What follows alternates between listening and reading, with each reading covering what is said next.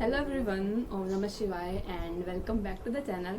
आई hope कि आप सभी ठीक होंगे और अपना भी ध्यान रख रहे होंगे और आप सभी के यूपी पुलिस एग्जाम की प्रिपरेशन भी एकदम बढ़िया चल रही होगी।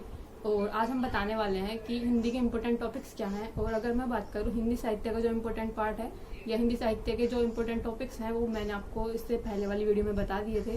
तो हिंदी साहित्य का मतलब हिंदी साहित्य वाला पार्ट आज हम डिस्कस नहीं करेंगे, हिंदी का व्याकरण वाला पार्ट डिस्कस करेंगे, क्योंकि हिंदी साहित्य में जितने भी इम्पोर्टेंट टॉपिक्स थे मैंने वो आप सभी को लिखवा दिए थे। कौन कौन सी रचनाएं मैंने याद की हैं, कौन कौन से प्रमुख लेखक और उनकी कृतियां मैंने याद की हैं, वो सभी पार्ट मैंने आपको बता दिया था। तो आज हम हिंदी का व्याकरण वाला पार्ट ही देखते हैं कि उसमें हमें क्या क्या पढ़ना है। अगर मैं कुछ बात करूँ, मैंने कुछ टॉपिक्स ना अलग से लिखे हुए हैं जो मुझे कहीं बुक्स वगैरह में भी नहीं मिले थे और कहीं पर भी नहीं मिले थे। एक्चुअली मैं बताऊँ तो ये वाले टॉपिक्स हैं, तो फिर मैंने ऑनलाइन सर्च करके पढ़ा इनको। अगर मैं बात करूँ, ये वाले टॉपिक्स मैंने इसलिए अलग लिख लिए हैं। तो ये वाले टॉपिक मैं आप सभी को पहले बता देती हूँ, जिसमें सबसे पहला टॉपिक है वृत्ति वाला चैप्टर। अगर मैं बात करूँ, ये वाला चैप्टर किसी ने नहीं पढ़ाया वृत्ति वाला चैप्टर, क्योंकि ये वाला क्वेश्चन मैंने कहीं से शायद प्रीवियस ईयर में पढ़ा था या फिर शायद किसी प्रैक्टिस सेट में मैंने वृत्ति से कोई क्वेश्चन पढ़ा था। तो उसके बाद क्योंकि मुझे नहीं पता था वृत्ति के बारे में, इसलिए उसी टाइम पर मैंने इसको सर्च किया और इस वाले चैप्टर को पढ़ा था।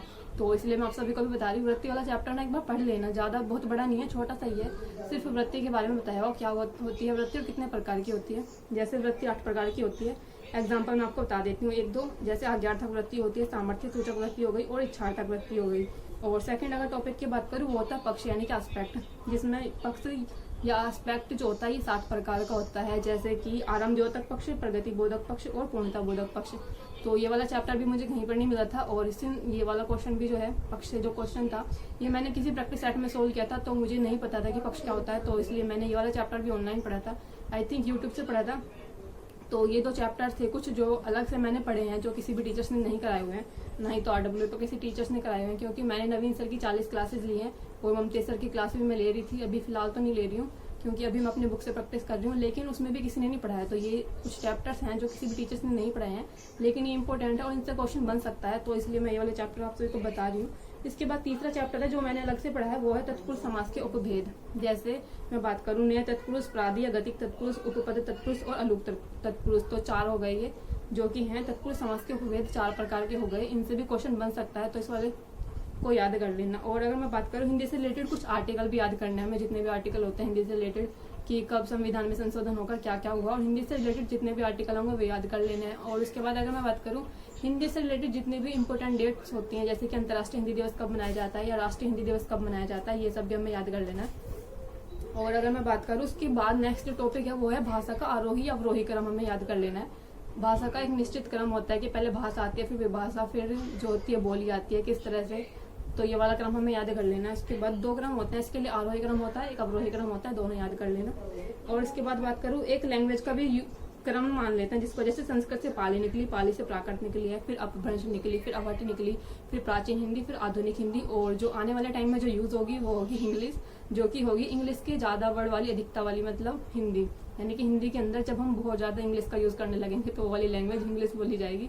तो ये वाला कुछ क्रम याद कर लेना। और मुझे लगता है कहीं ना कहीं इंग्लिश तो हम काफी बच्चे मतलब आजकल यूज ही कर रहे हैं, हिंदी से ज्यादा हिंदी के अंदर इंग्लिश के वर्ड बनाए हुए होते हैं, तो ऐसा हो रहा है। और इसके बाद जो नेक्स्ट टॉपिक है वो है प्रयत्न के आधार पर वर्णों का वर्गीकरण, जो कि 2 प्रकार से होता है, अभ्यंतर प्रयत्न और बाह्य प्रयत्न। तो ये वाला प्रयत्न वाले जो वर्गीकरण है ये भी पढ़ लेना, क्योंकि ये भी आई थिंक किसी भी बुक में नहीं है। तो ये वाला टॉपिक भी पढ़ लेना। आपको मैं एक बार दोबारा से बता देती हूँ क्या क्या टॉपिक्स मैंने बताए हैं। वृत्ति है, पक्ष है, उसके बाद तत्पुरुष समास के उपभेद हैं, हिंदी से रिलेटेड जितने भी आर्टिकल होंगे, और उसके बाद अंतर्राष्ट्रीय दिवस और राष्ट्रीय हिंदी दिवस कब मनाया जाता है, भाषा का क्रम याद करना है, आरोही क्रम या अवरोही क्रम जो भी होगा। उसके बाद प्रयत्न के आधार पर वर्णों का वर्गीकरण याद करना है। ये कुछ टॉपिक्स थे जो मैंने अलग से लिखे हैं, जो मुझे कहीं बुक वगैरह में नहीं मिले थे, लेकिन इनसे क्वेश्चन आया हुआ था। तो ये वाले टॉपिक्स आप भी पढ़ लेना, कहीं से भी आप पढ़ सकते हो, चाहे तो आप इसको ऑनलाइन कहीं गूगल वगैरह से पढ़ सकते हो या फिर यूट्यूब वगैरह से पढ़ सकते हो। और उसके बाद अगर जो मैं अदर जो मेन सब्जेक्ट होते हैं, जो मेन टॉपिक्स हैं हिंदी के अंदर, वो वाले बता देती हूँ, जो बुक के अंदर भी दिए हुए हैं।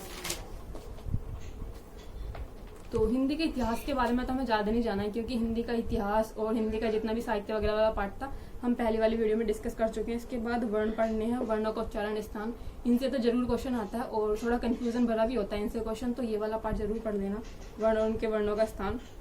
उसके बाद वर्तनी से संबंधित अशुद्धियाँ भी आती है। शब्द के भेद सबसे ज्यादा जो इम्पोर्टेंट बन जाता है, ये वाला बनता है शब्द के भेद, क्योंकि ये क्वेश्चन काफी कंफ्यूजन हो जाता है कभी कभी इनमें। जैसे कि इसमें कौन कौन से शब्द आते हैं मैं बताती हूँ। तद्भव, तत्सम, अर्ध तत्सम भी होता है एक। देसी, विदेशी, संकर शब्द, रचना के आधार पर शब्द जो होते हैं, रूढ़, यौगिक और योग रूढ़, सभी प्रकार के शब्द इसमें आ जाएंगे। और उसके बाद अगर संधि वाला चैप्टर काफ़ी इंपॉर्टेंट है, संधि से भी क्वेश्चन बनते हैं। और समास वाला चैप्टर, समास के सारे भेद पढ़ लेना आपको।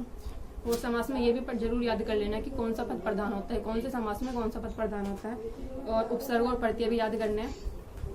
उपसर्ग और प्रत्यय निकालना तो थोड़ा इजी होता है, लेकिन अगर मैं बात करूँ कभी कभी ना जो ये देसी, विदेशज, जो संकर शब्द होते हैं, ये थोड़ा सा डिफिकल्ट हो जाता है। इसलिए शब्द के भेद वाला पार्ट जो है अच्छे से याद कर लेना, क्योंकि मेरे ना काफ़ी क्वेश्चन गलत होते हैं। जो मैं RWA पर ऑनलाइन मॉक टेस्ट देती हूँ उसमें मेरा शब्द के भेद वाले से ही क्वेश्चन गलत होता है। बाकी अगर मैं बात करूँ और सभी चीज़ें ठीक हैं, वो सब नॉर्मल है, उनसे क्वेश्चन ठीक हो जाते हैं। ज़्यादातर जो गलती होती है ना व्याकरण वाले पार्ट में ही होती है।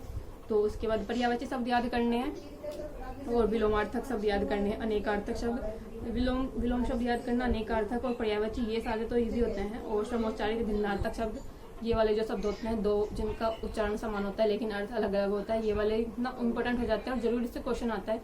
क्योंकि अगर आप देखोगे जो 17 फरवरी में जो एग्जाम हुआ था उसमें भी इनसे क्वेश्चन आया हुआ था।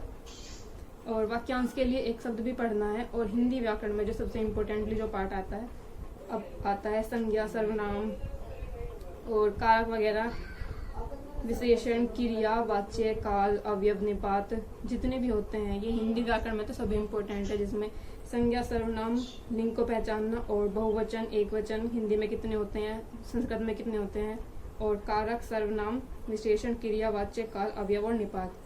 विराम चिन्ह के बारे में पढ़ लेना। विराम चिन्हों के बारे में ये भी पढ़ लेना है कि किसने दिए हैं, कितने विराम चिन्ह होते हैं, इंग्लिश भाषा से लिए गए हैं, कौन सा विराम चिन्ह जो इंग्लिश भाषा से नहीं लिया गया है, कितने लिए गए हैं, ये सारा पार्ट हमें याद कर लेना है इसमें। और वाक्य में याद करना है, वाक्य के अंग कौन कौन से होते हैं, वाक्य के तत्व क्या होते हैं, वाक्य की सबसे छोटी इकाई क्या होती है, ये सब याद कर लेना। स्वनिम किसे बोलते हैं, ध्वनिम किसे बोलते हैं, ये सब पढ़ लेना। और अगर मैं कुछ बात करूँ उसके बाद मुहावरे और कुछ कहावतें या लोकोक्ति जिसको बोलते हैं, तो ये वाला पार्ट भी याद कर लेना, क्योंकि मुहावरे से भी क्वेश्चन आता है। और उसके बाद अगर मैं बात करूँ तो रस के बारे में, रस के प्रकार और छंद को अच्छे से पढ़ लेना। छंद से भी क्वेश्चन आ सकता है। तो छंद में ना ये जो पार्ट होता है, छंद के जो अंग होते हैं ना, गण, यति, तुक, ये वाला पार्ट अच्छे से याद कर लेना कि कितने गण होते हैं, कैसे तुक होता है, कहाँ पर यति होती है। तो छंद के अंदर जो ये वाले जो 7 पार्ट होते हैं, जो छंद के अंग होते हैं, ये जरूर अच्छे से याद कर लेना। और अलंकार पढ़ने हैं। अलंकार तो जितने भी इम्पोर्टेंट अलंकार हैं तो ये तो सभी पढ़ने हैं अलंकार में, तो ऐसा कुछ नहीं है कि ये नहीं पढ़ना। और अगर मैं इसमें बात करूँ उसके बाद तो हिंदी साहित्य वाला पार्ट बचता है। हिंदी साहित्य वाला पार्ट तो हम पहले डिस्कस कर चुके हैं। और अगर मैं चीज़ों की बात करूँ तो उसके बाद में हमें जिसकी प्रैक्टिस करनी चाहिए वो है अपठित गद्यांश। तो जो गद्यांश आते हैं उनसे क्वेश्चन निकालना ना कभी कभी थोड़ा डिफिकल्ट होता है, क्योंकि तरीके से क्वेश्चन बना देते हैं वो, जैसे कि इस गद्यांश का शीर्षक बताओ और हमें कुछ और लगता है और उनके अकॉर्डिंग कुछ और होता है। तो ये हमारे सोचने का तरीका होता है और एग्जामिनर ने उसको क्या सोचा होगा तो वो उनका तरीका होता है, इसलिए क्वेश्चन कभी गलत हो जाते हैं। तो इस वाली बुक्स में दिए हुए हैं अपठित गद्यांश, तो यहीं से मैं भी इसकी प्रैक्टिस कर रही हूँ। तो आई थिंक बस इतना ही है और इससे ज़्यादा तो कुछ नहीं है। यही था जो इम्पोर्टेंटली हमें पढ़ना है। बाकी हिंदी साहित्य में थोड़ा सा पार्ट रह गया था जो मैंने स्टार्टिंग में आप सभी को नहीं बताया था, वो वाला पार्ट मैं आज आपको बता देती हूँ।